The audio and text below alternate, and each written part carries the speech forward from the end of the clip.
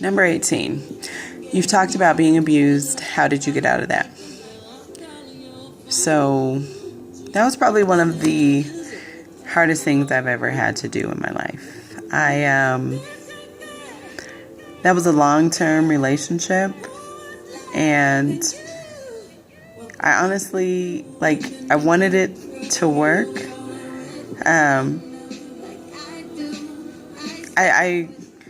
Abuse goes through a cycle, and that cycle has a honeymoon phase, which can last for extensively long periods of time or short periods of time.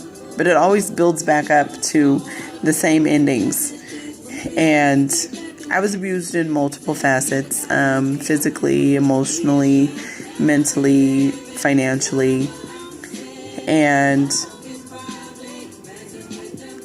initially I thought that counseling would help us, but it didn't. And so I chose to get divorced.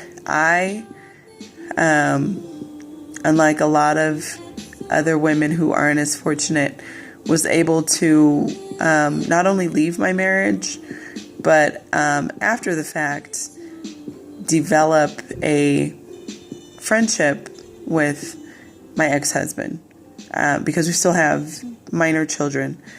And it was very important to me that they still have access to their father in their life, as long as he was available. I know that sounds ridiculous to some people, well, he was abusive.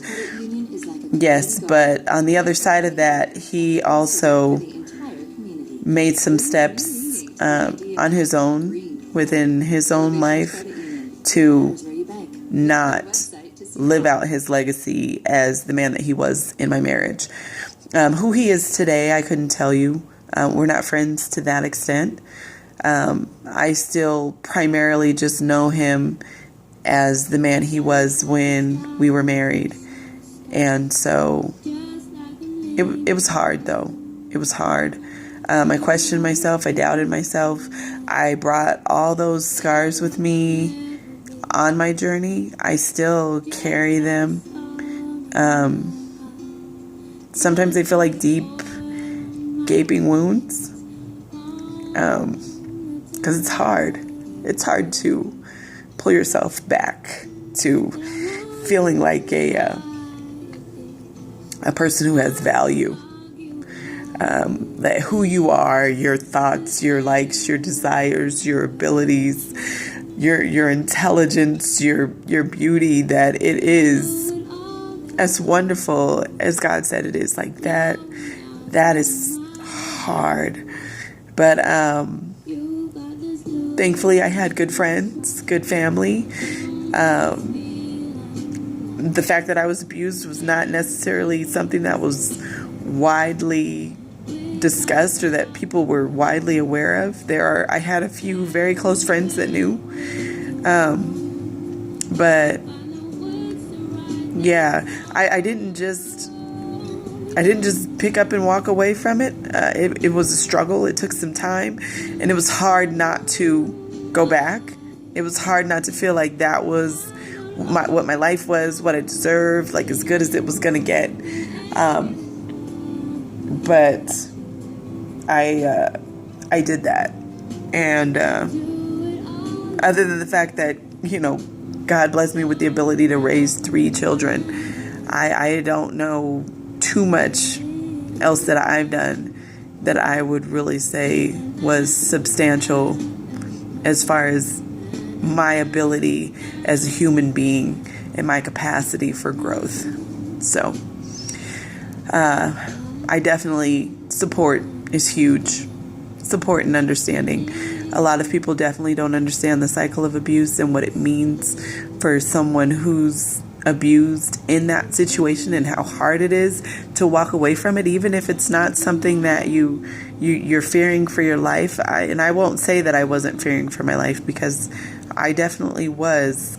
And that was a real fear for me, that some people think, maybe that's something that's made up. But I definitely,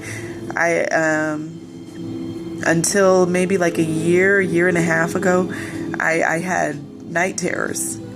And there's still some things that can trigger those night terrors for me.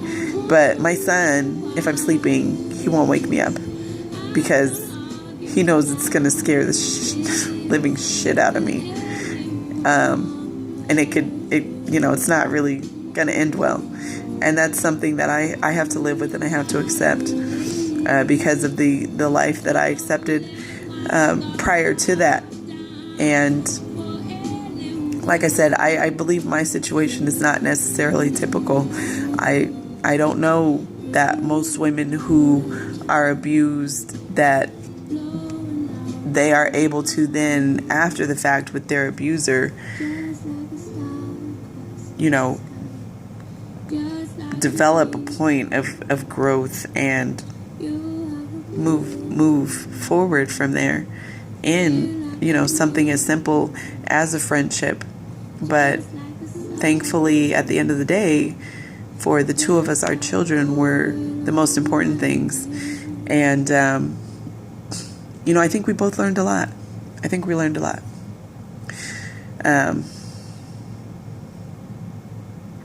I do have a blog that I've written about that, and you'll be able to see that on my website as well, on the KeishaDPoet.com, once my blog is active after the first of the year. All of the things that I feel are necessary for families and friends that have a loved one who's in a domestic violence situation and how to help them deal with that.